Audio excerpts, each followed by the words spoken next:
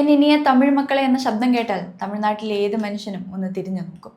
മുഖം കാണാതെ തന്നെ ഭാരതിരാജയുടെ ശബ്ദമാണതെന്ന് അവർക്ക് തിരിച്ചറിയാം. സ്റ്റുഡിയോ ചുവരുകൾക്കുള്ളിൽ പൂട്ടിക്കിടന്നിരുന്ന തമിഴ് സിനിമയെ വയലുകളിലേക്കും ചെളിപ്പാതകളിലേക്കും കാട്ടിൻകരയിലേക്കും മനുഷ്യജീവിതത്തിന്റെ യാഥാർത്ഥ്യങ്ങളിലേക്കും കൂട്ടിക്കൊണ്ടുപോയി കാണിയെ അത്ഭുതപ്പെടുത്തിയ സംവിധായകൻ. തമിഴ് സിനിമാ ചരിത്രത്തിൽ നിലനിന്നിരുന്ന ക്ലീശ അവതരണത്തിനെല്ലാം പൊളിച്ചടുക്കി പുതിയ വരമ്പ് വെട്ടിയ മാർഗദർശി. തമിഴ് സിനിമയുടെ ഇയക്കുന്ന അരമയം ചിന്നസ്വാമി പെരിയമായ തേവർ എന്ന ഭാരതിരാജ. തമിഴ്നാട്ടിലെ തേനിയിൽ അല്ലി നഗരത്തിൽ പെരിയമായ തേവരുടെയും മീനാക്ഷി അമ്മാളുടെ മകനായി പിറന്ന ചിന്നസ്വാമി എങ്ങനെ ഭാരതിരാജയെന്ന് ചോദിച്ചാൽ കാലങ്ങൾ നീണ്ട സമർപ്പണത്തിന്റെയും പരിശ്രമത്തിന്റെയും കഥയാണ് അതിന് പറയാനുണ്ടാവുക. ഒരു ദരിദ്ര ഗ്രാമത്തിൽ നിന്ന് മദ്രാശി പോലൊരു മഹാനഗരത്തിൽ എത്തിച്ചേർന്ന് തമിഴ് സിനിമയുടെ ദിശ മാറ്റിയ സംവിധായകൻ.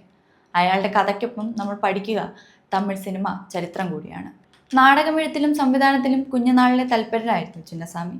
ശിവാജി ഗണേശന്റെ പരാശക്തി എന്ന ചിത്രം കണ്ട് സിനിമയോട് തീരാത്ത മോഹം തോന്നിയ ചെറുപ്പക്കാരൻ.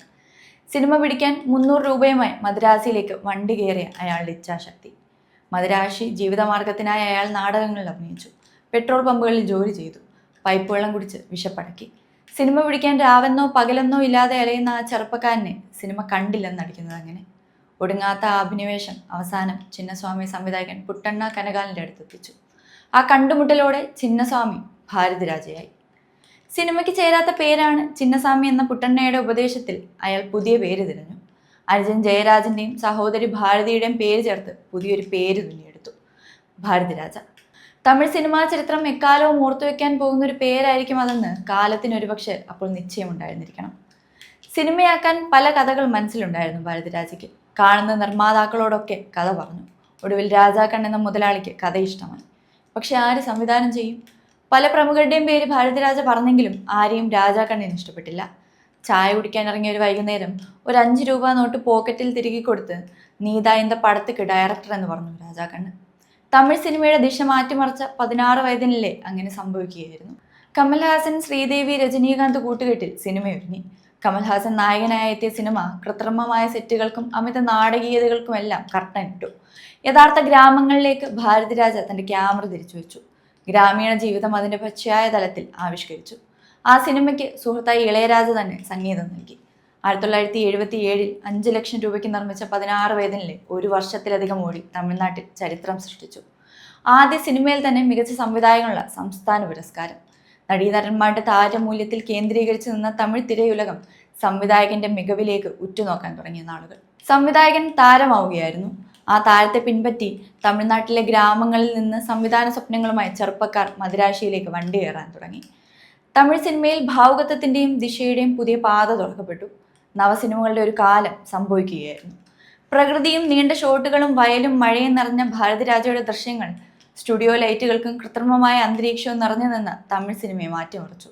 മണിരത്നം മുതലും വെട്രിമാരൻ വരെ നീളുന്ന വലിയ ഭാഗം തമിഴ് സംവിധായകർക്ക് പ്രചോദനമായി മാറിയതും വഴികാട്ടിയായതും ഭാരതിരാജയായിരുന്നു. ഭാരതിരാജയുടെ നായകന്മാർക്ക് കടുത്ത മേക്കപ്പോ ആടയാഭരണങ്ങളോ ഉണ്ടായിരുന്നില്ല. വളരെ സാധാരണക്കാരായിരുന്നു ആ പുരുഷ കഥാപാത്രങ്ങളൊക്കെ. ഗാനരംഗങ്ങളിൽ പ്രത്യക്ഷപ്പെടുന്ന വെറും സ്ത്രീദേഹങ്ങളിൽ നിന്ന് മാറി വ്യക്തിത്വമുള്ള സ്ത്രീ കഥാപാത്രങ്ങളെയും ഭാരതിരാജ വെള്ളിത്തിരയിലെത്തിച്ചു. സിഗപ്പ് റോജാക്കൾ, കിഴക്കേ പോകും റെയിൽ, നിറം മാറാതെ പൂക്കൾ, നിഴൽകൾ, അലകൾ ഒഴിവതില്ലേ, ടിക് ടിക് ടിക്, ഒരു കൈദിയൻ ഡയറി, കടലോര കവിതകൾ, വേദം പുതിയത്, നാടോടി തെன்றൽ, കിഴക്ക് ചീമയിലെ, മൺവാസനെ, മുതൽ മര്യാദ, കറുത്തമ്മ തുടങ്ങി 4 പതിറ്റാണ്ട് നീണ്ട സിനിമാ ജീവിതത്തിൽ 40-ലധികം ചിത്രങ്ങൾ സംവിധാനം ചെയ്തു. 6 ദേശീയ പുരസ്കാരങ്ങൾ സ്വന്തമാക്കി. 6 തമിഴ്നാട് സംസ്ഥാന ചലച്ചിത്ര അവാർഡുകളും ഒരു നന്ദി അവാർഡ് നേടി.